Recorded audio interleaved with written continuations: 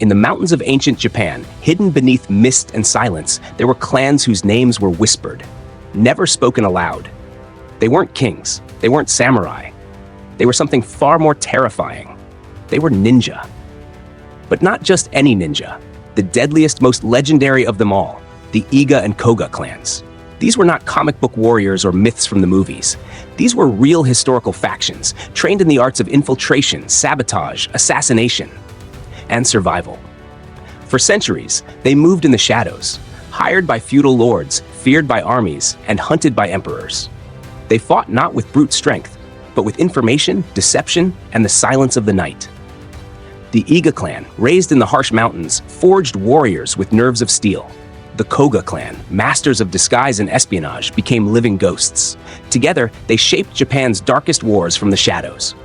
And when power shifted, when the ruling class grew fearful, they were targeted, betrayed. Yet, some say their bloodlines still exist, that the ninja never vanished. They simply became better at hiding. In this video, we uncover the secret origins, brutal battles, betrayals, and lasting legacy of the two most feared ninja clans in history, the Iga and the Koga. You think you know the ninja? Think again. Deep in the mountains of central Japan, in a land veiled by fog and silence, there was a place few dared to enter. The province of Iga. Rugged, isolated, and surrounded by dangerous terrain, Iga was almost impossible to invade. It was here, far from the reach of emperors and generals, that something extraordinary was born. A society of shadows, a clan of warriors unlike any other, the Iga ninja. These were not samurai. They did not fight for honor. They fought to survive. During Japan's chaotic Sengoku period, the age of warring states, Iga became a fortress of independence. With no central ruler, its people formed small self-governing villages. They trained their youth not just in swordsmanship or archery, but in stealth, espionage, sabotage, and psychological warfare. From an early age, children were taught to climb cliffs barefoot, walk without sound, blend into forests, and hold their breath for minutes. They learned to see from the shadows and strike without being seen. Over generations, the Iga people developed a unique combat philosophy called ninjutsu, the art of endurance, deception, and invisibility. It wasn't just a set of techniques, it was a way of life. Their weaponry was equally unconventional. Smoke bombs, poisoned darts, rope-launching claws. They forged tools that turned terrain and fear into advantages. But what truly made the Iga clan deadly was their intelligence networks. They placed spies in enemy strongholds, disguised as servants, merchants, even monks. They could gather secrets for months and vanish overnight. As word spread of their capabilities, daimyo, feudal lords, began hiring them for reconnaissance, sabotage missions, and even assassinations. The Iga ninja weren't an army. They were a force multiplier, a whisper in the wind that could collapse an entire fortress. Some called them cowards for avoiding direct combat, but others, especially their enemies, called them demons. The turning point came in the 15th and 16th centuries, when Iga ninja began operating far beyond their province. They helped execute nighttime raids, rescue missions, and even manipulated rival daimyo into internal conflict. They were not just soldiers in black, they were puppet masters, pulling strings behind the battlefield. But power comes at a price. And in a world where samurai followed strict codes of honor, the Iga ninja represented a dangerous form of freedom, one that could not be controlled. Soon, they would make enemies too powerful to hide from. Enemies like Oda Nobunaga. But before the flames of war reached Iga, the ninja were at their peak. An invisible kingdom in the mountains, a brotherhood of shadows that Japan could not ignore for long. While Iga was rising in the rugged mountains, another force was quietly growing just to the east, the Koga clan. If Iga was the fist in the dark, Koga was the phantom whisper. Koga province was a land of valleys and rivers, easier to access, but harder to predict. And its ninja were no less formidable. Unlike the Iga, the Koga clan was not a single entity. It was a confederation of 53 ninja families, each guarding its secrets, each training its own in the way of shadows. Yet they cooperated like a single organism when threatened. This decentralization made them incredibly hard to destroy. Kill one family and the rest would scatter, vanish, and regroup. You could burn their homes, but you'd never find the heart of Koga. Their strength lay in subtlety. While Iga specialized in guerrilla warfare and tactical sabotage, Koga mastered espionage, impersonation, and disguise. They could become monks, like beggars, merchants, even samurai. They blended into enemy territory not as shadows, but as citizens. The perfect mole. One Koga ninja was said to have lived undetected in a rival castle for over 3 years. His identity only revealed after the lord mysteriously died in his sleep, and the spy simply vanished. These were ghosts in daylight. The Koga also developed some of the most advanced tools in ninja history. Hollowed-out eggs filled with blinding powder, shoes with reversed footprints, smoke bombs crafted from herbal compounds, messages written in invisible ink that appeared only under heat. Their tactics weren't flashy, they were flawless. But it wasn't just tricks and tools that made Koga deadly. It was their philosophy. They believed the best attack was the one that never had to happen. Information was power, and the best victory was one earned without being noticed. Where the Iga clan moved in squads, Koga often operated alone. A single agent could dismantle an entire supply line. The families trained their children in mental control, emotion suppression, and the ability to lie without hesitation. Some say Koga ninja learned to slow their heartbeat and fake death convincingly enough to fool even doctors. There were rumors, never confirmed, that they practiced hypnosis or used rare herbs to induce hallucinations in targets. Whether myth or truth, the effect was the same: fear. By the 16th century, the Koga had built a reputation as the silent architects of victory. They rarely fought in open battle. But when victory came, their fingerprints were always on it. And like the Iga, their growing power would not go unnoticed. Yet, unlike Iga, Koga had a different strategy for survival. Not resistance, but adaptation. While their mountain brethren prepared for war, the Koga would learn to bend, to serve, and to survive. By the late 16th century, the world of the ninja was at a crossroads. Their skills were no longer whispered secrets. They were feared, respected, and in some cases, hated. Few hated them more than Oda Nobunaga, the ruthless warlord who sought to unify Japan by force. Nobunaga didn't believe in shadows. He believed in fire, steel, and absolute control. And to him, the Iga ninja represented chaos, independent, untraceable, uncontrollable. In 1579, one of Nobunaga's sons attempted to invade Iga territory. He failed, miserably. A small group of Iga ninja, using terrain, traps, and ambushes, decimated his forces and sent him retreating in shame.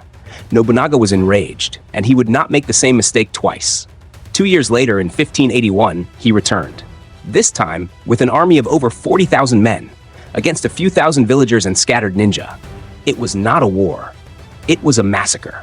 Nobunaga's forces came with fire, cannons, and overwhelming numbers. They burned entire villages. They hunted the forests. They offered no mercy. The Iga fought with everything they had: hit-and-run tactics, guerrilla ambushes, nighttime raids. They fought like ghosts, fading into the hills, striking from behind, then vanishing again. But ghosts cannot stop a tidal wave.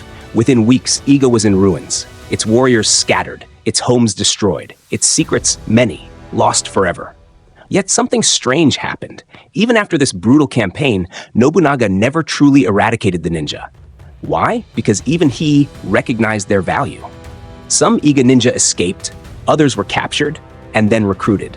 A few even found service under Tokugawa Ieyasu, a rival of Nobunaga who would later become shogun of all Japan. It's said that in 1600, when Tokugawa was trapped during the Battle of Sekigahara, Iga ninja helped him escape undetected.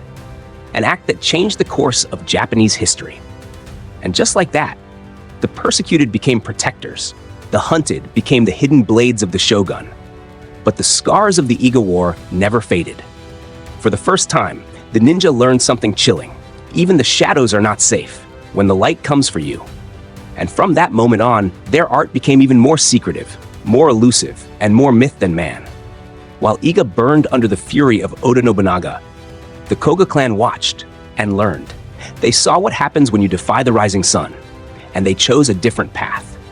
Not resistance, but adaptation.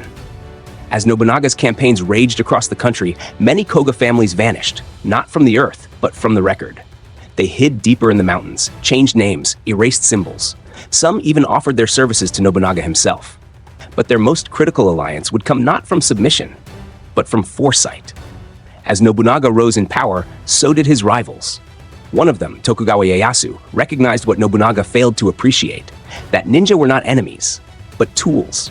Tokugawa didn't fear the shadows, he hired them. And Koga, with its flexible clan structure and mastery of stealth, became his favorite blade. During Tokugawa's rise to power, it was often Koga agents who gathered intelligence, disrupted enemy supply lines, and sabotaged political rivals. Their anonymity gave them power. They could strike without leaving a trace. In 1603, when Tokugawa became shogun, he didn't forget who helped him ascend. The Koga ninja were officially integrated into the Tokugawa intelligence network, some as bodyguards, others as undercover informants, and even assassins. These weren't street-level spies anymore. They were imperial agents. Yet, even as they stepped into the service of the state, the Koga never abandoned their ways. They continued to train in secret, pass down their arts from father to son, and maintain networks of invisible warriors across the nation. Their loyalty to Tokugawa was not blind. It was strategic. In exchange for protection and legitimacy, they were allowed to survive, in plain sight, yet never truly exposed. They became the ghosts of the shogunate. Undefinable, unerasable. There are even records of a special elite Koga unit assigned solely to protect Edo Castle, not from invaders, but from betrayal within. It is said they could kill without making a sound, or watch a man for years without being seen. Their names were not remembered, but their shadows left an imprint on history. While the Iga suffered tragedy, Koga played the long game. They didn't fall. They melted into the walls of power, and from there, they never left. By the 18th century, the age of the ninja was said to be over. The Tokugawa shogunate had brought peace. There were no more wars to sabotage, no more lords to spy on, no more castles to burn. The ninja simply vanished. Or did they? Here's what we know. After being absorbed into the Tokugawa system, many Iga and Kōga families were officially disbanded during the Meiji Restoration in the 19th century. Japan was modernizing, feudalism was dying, and with it, the old ways, including ninjutsu, were pushed underground. But whispers never truly die. Some descendants of ninja clans still exist today, not as assassins or spies, but as historians, martial artists, and cultural keepers. In Iga and Kōga regions, you'll find dojos where ninjutsu is still practiced, passed down from master to student. Some techniques remain: stealth walking, climbing, camouflage, unconventional weapon use. Are they the same warriors from the past? No, but their blood, their stories, and their legacy live on. Occasionally, strange reports surface. Government officials hint at special operatives trained in ancient arts, secret units that exist off the books, silent defenders. Fiction? Or the final evolution of the ninja? Not in black robes, but in black ops? In 2006, a man claiming to be the last living ninja of the Koga clan gave interviews in Japan. He showed skills of stealth, survival, and ninjutsu passed down through generations. When asked if there were others, he smiled. A true ninja, he said, is someone you never see. So do these clans still exist? Not officially, but in the silence between history and myth, in the shadows that lie just outside the frame, perhaps the ninja still walk among us, watching, waiting, just like they always have. The ninja were never just warriors. They were shadows, whispers, legends carved into the bones of history. The Iga clan taught us resistance, how to fight the impossible. The Koga clan showed us adaptation, how to survive the unstoppable. Together, they became the silent architects of war and peace, their names forgotten by time, but their legacy immortal. So the next time you hear the wind whisper through the forest or sense someone watching in an empty room, remember this: true power doesn't need to be seen. It only needs to be known. Thank you for watching. If this story sparked your curiosity, don't forget to like, subscribe, and join us next time as we dive deeper into the hidden truths of the ancient world. Until then, stay in the shadows.